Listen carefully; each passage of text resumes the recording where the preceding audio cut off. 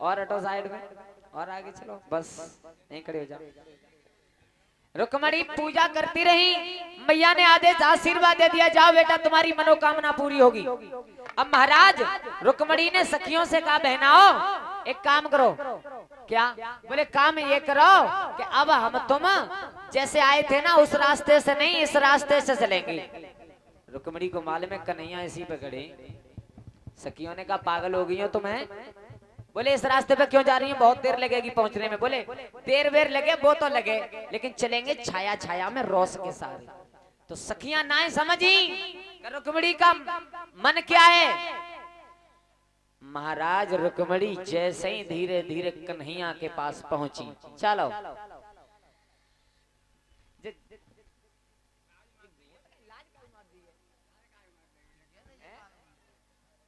हाँ सही करते हो भाई, लाज काहे घुमा दिए, गिरे और परे हैं बाल।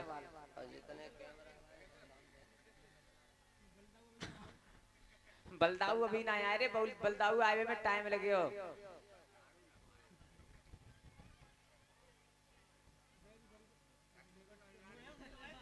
उल्टा लगाए रे।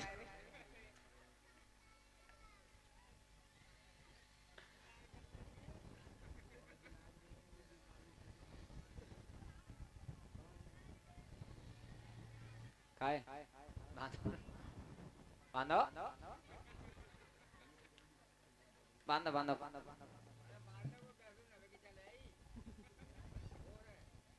बोलिए गोविंद भगवान की जय हो। रुक्मणी मैया की जय हो। कन्हैया लाल की। श्री सुखदेव जी महाराज समझाते हैं अभिमन्यु लाल, रुक्मणी महाराज सखियों को साथ में लेकर उस रास्ते पर गई हैं जिस रास्ते पर भगवान कन्हैया खड़े, भगवान श्याम सुंदर रथ लेकर के अपना। भगवान कन्हैया ने विचार किया जे मतलब आई तो 3-4 हैं, अब इनमें से मैं पहचानूंगा कैसे मेरी रुक्मणी कौन सी है? देख ही जाएगी, जो होगा वो देखा जाएगा। और तब तक रुक्मणी धीरे धीरे कन्हैया के पास पहुंच गई। बिल्कुल रुक्मणी एकदम चिल्ला करके बोली, यहाँ क्या कर रहे हो तुम? तुम्हें मालूम है यहाँ मंदिर बना हुआ, लड़कियों का आवागमन बना रहता है, लड़कियां आती जाती रहती हैं, और तुम यहाँ कैसे खड़े हो? कन्हैया ने विचार किया, भैया कोई परदेसी आदमी छाया में खड़ा है तो तुम्हें क्या परेशानी है? और तब तक महाराज रुक्मणी की नजर पड़ गई जो भगवान कन्हैया की बगल में बंसी लगी हुई थी। है क्या? ना है, ना है, होगी कल वाली बंसी। एक बंसी के ऊपर रुक्मणी ने कहा, ये तुम्हारी बगल में लंबी लंबी ये क्या लगी है? कन्हैया बोले, ये है हमारी बंसी। बंसी? बोले इससे क्या होता है? बोले ये बजती है। अच्छा क्या ये बही है? मैंने सुना है कि ब्रज की गोपियां इस बंसी की तान पर नृत्य करती रहती थी। बोले हाँ। सो रुक्मणी ने एकदम हाथ जोड़े और कन्हैया से कही, कन्हैया एक काम करो, ये बंसी को थोड़ी देर हमें दिखाई दो। कन्हैया नहीं, बिल्कुल ना। क्यों? अभी थोड़ी देर पहले नाराजी में बात कर रही थी तुम, और अब कह रही हो बंसी दिखाई दो। अगर तुम हमारी बंसी को लेकर के नगर की तरफ भाग गई और आवाज लगाई हम अकेले, बंसी जाएगी सो तो जाए जाए, लेकिन हम अकेले, और पता नहीं सैन्य कितने आए, भगवान जाने का हो। रुक्मणी को क्रोध आ गया। रुक्मणी बोली, तुम इस बंसी 2 पैसे की बंसी के पीछे ऐसी बात कर रहे हो, हम तुम्हारी बंसी ले जाएंगे? हैं? कन्हैया बोले, सुन, जितनी बात समझती हो उतनी बात कहा करो, ज्यादा नहीं। क्यों? तुम 2 पैसे की बंसी बता रही हो ना, हैं? इतने तुम्हारे बाप की पूरी औकात नहीं होगी, इतनी कीमत इस बंसी की है अकेली की, इतनी। रुक्मणी पे ले गई। रुक्मणी बोली, कन्हैया तो एक काम करो, आधी तुम पकड़ो आधी हमें पकड़ाओ, तब देख ले तो। बोले हाँ ठीक, बीच में एक रास्ता बनाओ, ऐसे काम नहीं चलेगा। हाँ बनाओ।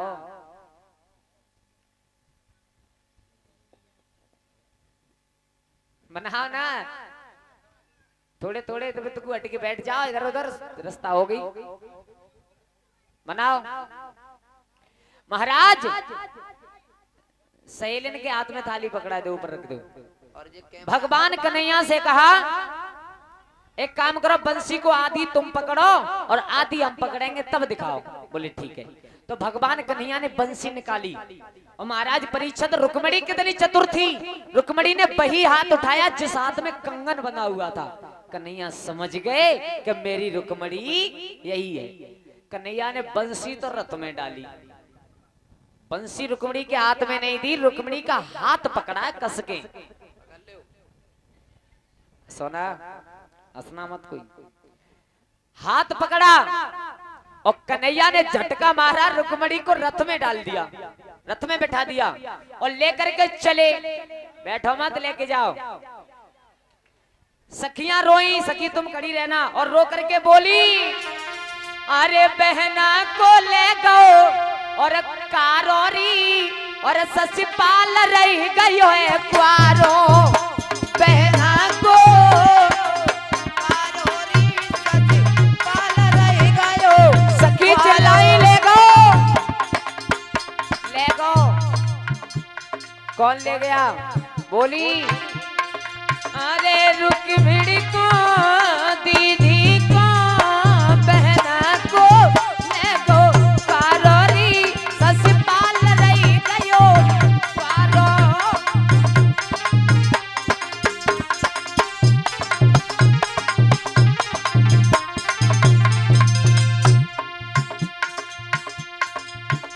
सखियां झुंझलाएंगे परीक्षित महाराज, क्रोध आ गया, रोने लगी।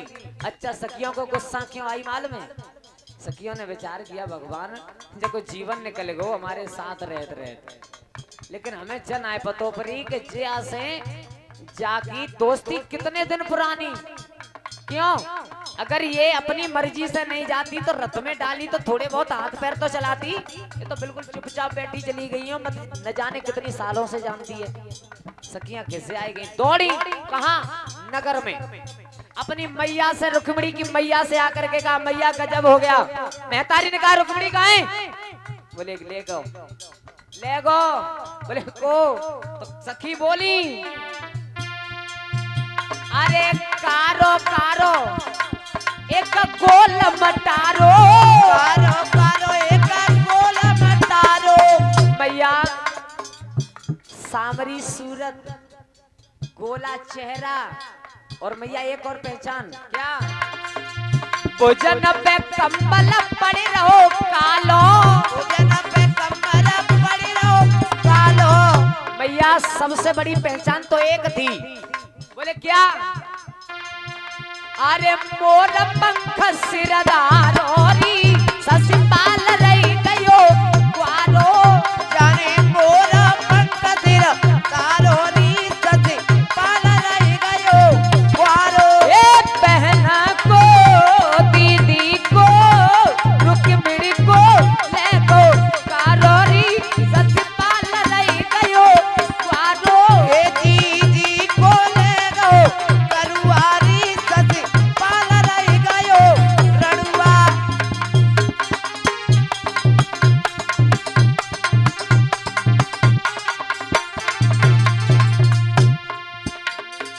रुक्मिणी एकदम, रुक्मिणी की मैया बोली सखियों, बोले क्या पहचान थी? बोले मैया सामरी सूरत, गोला चेहरा, घुंघराले बाल, सबसे अच्छी बात तो ये थी कि उसके मुकुट में एक मोर का पंख लगा हुआ था। मैया समझ गई रुक्मिणी कन्हैया के संग।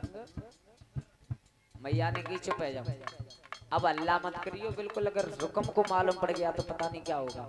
तब तक रुकम के कानों में आवाज पड़ गई। सखी बोली मैया एक बात बताएं, वैसे उस काले काले का ज्यादा दोष नहीं था क्या? बोले हाँ ज्यादा दोष नहीं था। क्या बोली सखी? अरे ज्यादा दोष बा करुआ तो नहीं, तो सभा करुआ तो नहीं। कछु प्यारी बिटिया ने बादर पारोरी ससपाल रही गयो क्वारो।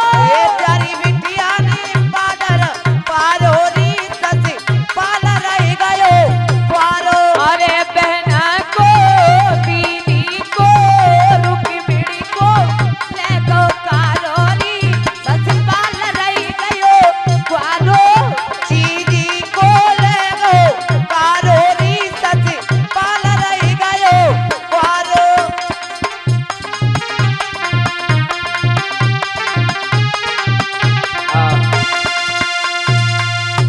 महाराज सब संजाम क्या होता है? हंस रहे हो तो मांस की जीव है, थोड़ा बहुत तो निकल जाते हैं। अगला लड़की की लकड़ी निकल गई तो हंस गए। आज तुझे मालूम पड़ जाएगा। और महाराज भगवान कन्हैया को रुकम ने सामने से जाकर के घेर लिया, सामने से घेरा। अब जैसे ही भगवान कन्हैया रथ में उठ करके खड़े हुए, एकदम रुक्मणी ने हाथ पकड़ लिया। बोले प्रभु ना लड़ने मत जाओ मेरे भैया से। क्यों? बोले सुनो मेरा भैया कितना मोटा ताजियत, तुम कहां सिंगल फसली, मेरे भैया से पेश नहीं पड़ेगी। कन्हैया बोले बैठो चुपचाप। तुम्हें एक बात मालूम है, जब मेरा जन्म हुआ था बाबानंद के यहाँ 1 लाख गायों के स्वामी थे मेरे बाबानंद। दही दूध माखन की कोई कमी नहीं थी। दूसरी बात, पूरे ब्रज में जाकर के पता कर लो, ऐसा कोई घर नहीं है जिस घर से मटकी फोड़ करके माखन नहीं खाया हो। आज तुम्हारे भैया के ऐसे दांत तोड़े कि जीवन में को निकले ना। और भगवान योगीराज इस तरह कह करके रथ से कूद पड़े। और महाराज रुकम से पंजा में लाया है मेरे श्याम सुंदर ने। हुआ क्या?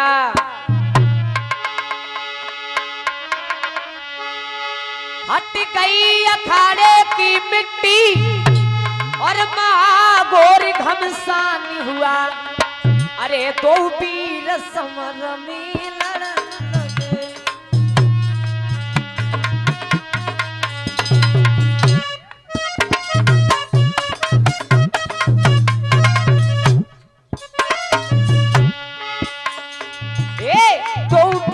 समर में लड़न लगे। भगवान कन्हैया और रुकम ना किसी का काम तमाम हुआ, तो वीर समर में लड़न लगे।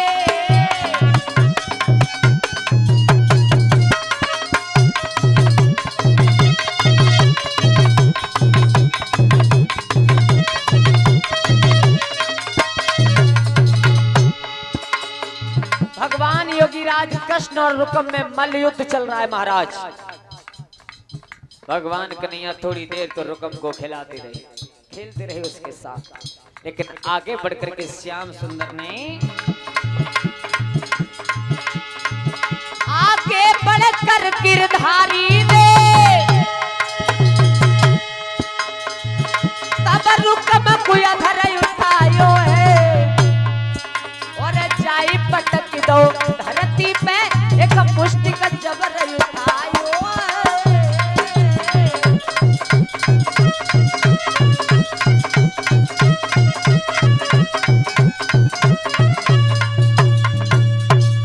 भगवान योगीराज कृष्ण और रुकम में युद्ध हुआ। परीक्षित महाराज भगवान ने रुकम को उठा करके जमीन पर पटका, घूंसा उठाया उसे मारने के लिए। और तब तक रुक्मिणी रथ से कूद पड़ी। कन्हैया का हाथ पकड़ लिया, नाथ इसे मारो ना। बोले क्यों? बोले मारो ना इसे। क्यों? बोले इसलिए मत मारो, अगर तुम मेरे भैया को मार करके मेरा विवाह करके ले गई ना तो मेरी सहेलियां मुझे जीवन भर ताने मारेंगी और ये कहेंगे कि रुक्मिणी का भला गोना हुआ जो अपने भैया को मरवा करके तब गई। प्रभु मैं ऐसा कुछ नहीं चाहती। और तुम्हें मालूम है, हेलो व्यवस्थापक भैया इधर बैठे, इन बालकों को बिठाओ। बैठ जाओ जो खड़े खड़े का। और जो भी वीडियो बना रही है बैठ करके देख लें। का बैनामा के पीछे लड़ाई हो गई है, चैनल चल रहा है बाबू स्टूडियो आगरा, लाइव चल रही है, सभी देख लें, अपने स्थान पर बैठ के देखें और ना सुने जी का। हाँ यहाँ पर इन्हें सबसे पीछे बिठाओ। बोलिए गोविंद भगवान की। भगवान योगीराज कृष्ण का हाथ पकड़ लिया। रुक्मिणी रोने लगी, नाथ मेरे भैया को ना मारो। क्यों? भैया की याद आती है। कब आती है? रो करके बोली। और ध्यान देना माँ, ये भाई हकीकत बात है मैया, बिल्कुल। अरे बकसो मेरे भैया के प्राण और कन्हैया मेरी लाज तुम्हारे हाथ में। बकसो भैया के प्राण कन्हैया मेरी लाज तुम्हारे हाथ में। अरे छोड़ो भैया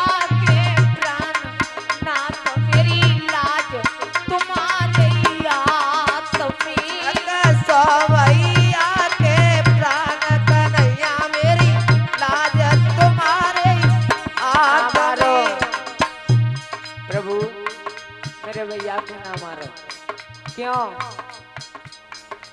सावन महीना जब लगे सावन महीना जब लगे महाराज, सावन का महीना, श्रावण मास बहन भाई के लिए बहुत खास होता है, बहुत। महाराज, बहन के लिए भैया का कितना प्यार होता है और भैया के लिए बहन का क्या प्यार कितना होता है, ये मालूम पड़ती है उस बहन को जिस बहन का भाई नहीं होता, उसे सबसे ज्यादा याद आती है। कब? सावन महीना जब लगे जब लगे मेरी राखी दरी बिल खाई कन्हैया लाज तुम्हारे याद मेरी राखी दरी बिल खाई कन्हैया लाज तुम्हारे हाथ में बकसो भैया के प्राणनाथ मेरी लाज तुम्हारे हाथ में बकसो भैया के प्राण कन्हैया लाज तुम्हारे हाथ में। प्रभु, सावन के महीना में सब बहन अपने अपने भाइयों के राखी बांधेगी, उस दिन मुझे बहुत याद आएगी, बहुत। और प्रभु सुनो, एक महीना और, कौन सा? महाराज, बहन को उस महीने में भी बहुत याद आती है भैया की। कब? अरे कार्तिक महीना जब आवे कार्तिक महीना जब आवे दीपावली के बाद, जो दीपावली के 2 दिन बाद, यानी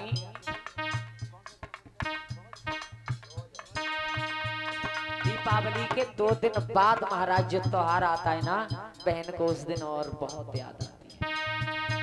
अरे कार्तिक महीना जब आवे कार्तिक महीना जब आवे मेरी तो जधरी बिल खाई नाथ मेरी लाज तुम्हारे हाथ में। मेरी तो जदरी बिल खाई नाथ मेरी लाज तुम्हारे हाथ में। अरे बकसो भैया के प्राण कन्हैया लाज तुम्हारे हाथ में। बकसो भैया के प्राण कन्हैया लाज तुम्हारे हाथ में।